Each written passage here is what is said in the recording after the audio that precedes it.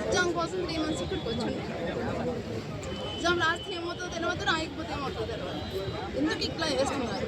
Exam ముందుల వరకే మీకు రిజల్ట్ అవుతుందా అవదా అని పిల్లలందరూ ఇట్లా ఉన్నారు రోడ్ల మీద. ఎగ్జామ్ కండక్ట్ చేస్తారో తెలియదు, చేయరో తెలియదు, చేస్తే ఏమవుతుందో తెలియదు.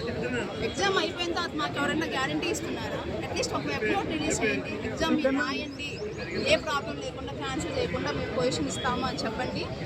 ఇప్పుడు పోయి చదువుకుంటాం, రాస్తాం ఎగ్జామ్.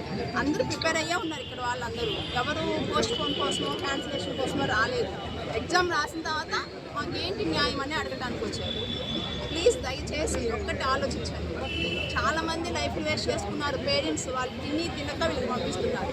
చాలామంది అశోక్ నగర్లో ఊరికే ఉండట్లేదు. వాళ్ళ బాధలు చెప్పుకుంటూ వాళ్ళకి కావాల్సినంత ట్రై చేస్తున్నారు.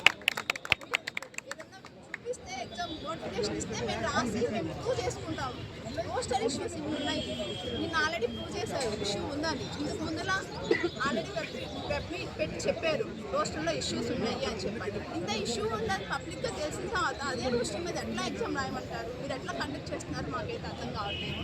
ప్లీజ్ దయచేసి రోస్టర్ని క్లారిటీగా చేసి తర్వాత ఎగ్జామ్ కండక్ట్ చేయండి. అది 10 days కానీ 15 days కానీ 20 days కానీ క్లారిటీ ఇచ్చిన తర్వాత ఎగ్జామ్ కండక్ట్ చేయండి. రాయడానికి అందరూ